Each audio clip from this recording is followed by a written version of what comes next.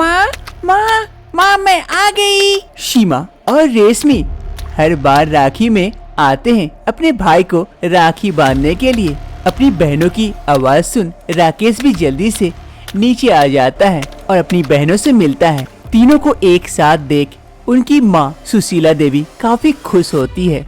राकेश की दोनों बहनों की शादी हो गई थी, जहाँ सीमा की शादी राजू से हुई थी, जो एक गरीब परिवार का लड़का था, गांव में रहता था, एक किसान था और मेहनत करके अपना गुजारा करता था और अपने बीवी सीमा के साथ खुश रहता था।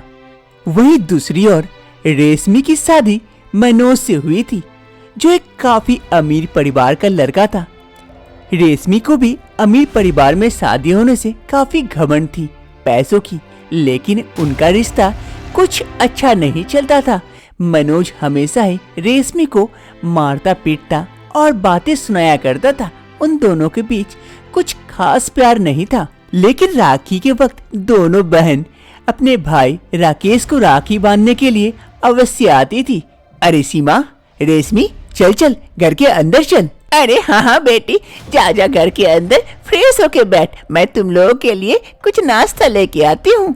फिर राकेश अपनी दोनों बहनों को लेकर घर के अंदर जाता है और उसकी माँ नाश्ता बनाने के लिए किचन की ओर जाती है। इधर सीमा और रेशमी दोनों बहनें कमरे में थी और बातें कर रही थी। अरे रेशमी, तू जो यहाँ हर बार आ जाती है तो तुझे कोई दिक्कत नहीं होती है तेरे पति को?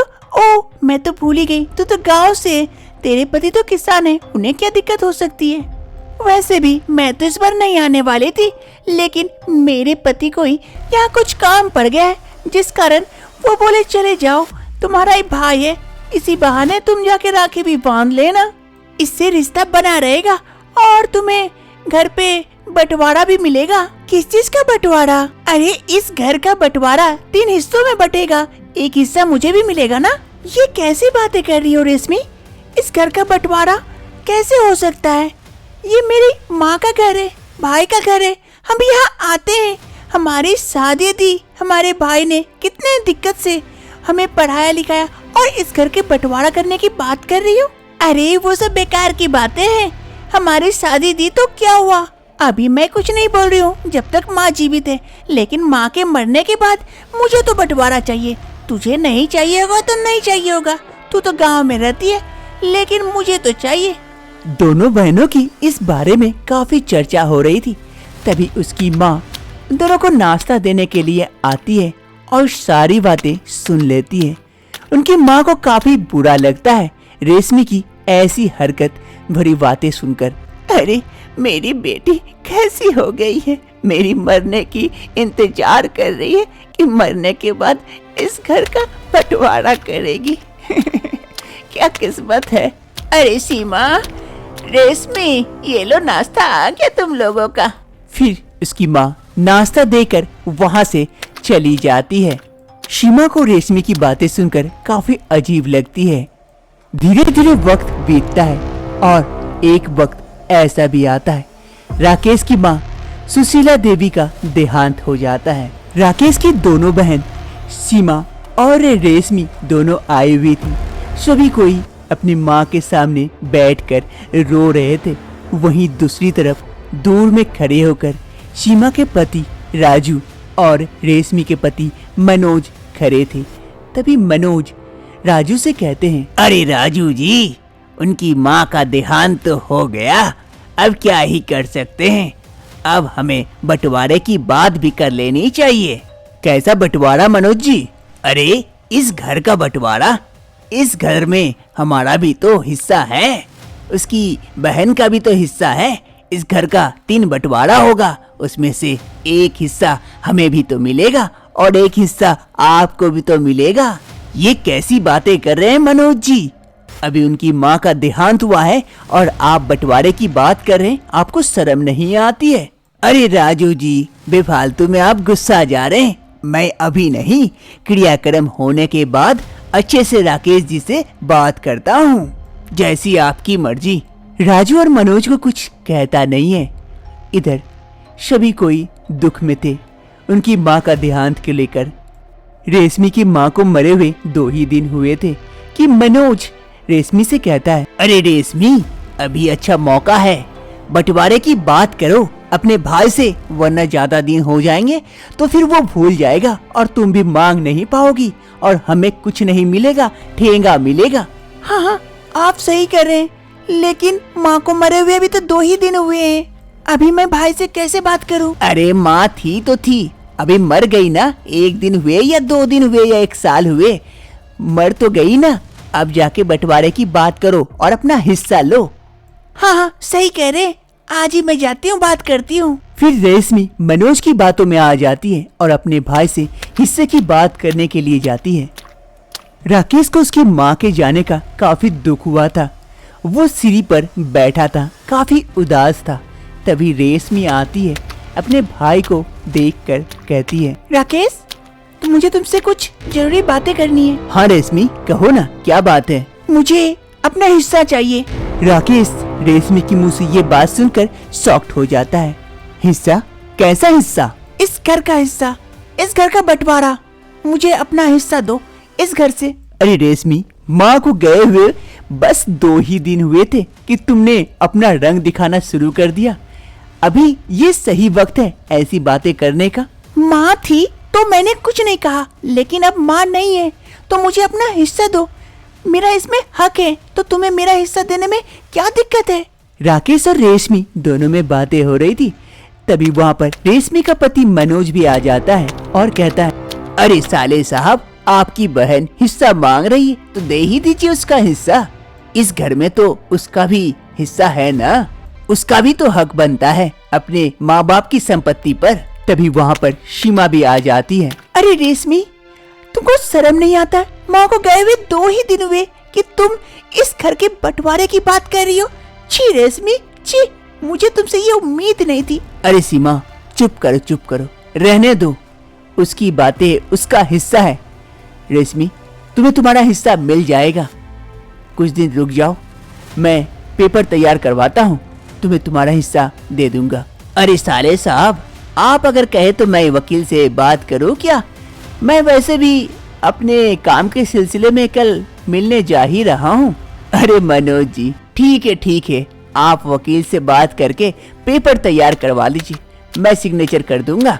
दूसरी रोज सुबह होते ही मनोज निकल पड़ता है पेपर तैयार करवाने के लिए वकील के पास। वो फुटपाथ से चल के जा रहा था, तभी अचानक से एक गाड़ी का संतुलन बिगड़ जाता है। वो गाड़ी इधर उधर करते करते मनोज को आकर टक्कर मार देती है। वो गाड़ी तो आगे निकल जाती है, लेकिन मनोज वहीं पर गिरा पड़ा रहता है। वो बेहोश हो चुका था।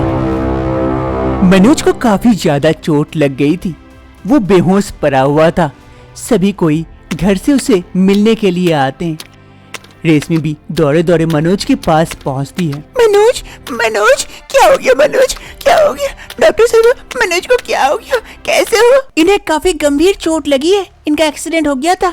कुछ लोग आए थे, इन्हें हॉस्पिटल में भर्ती करके गए, तभी आप लोगों को मैंने फोन की थी।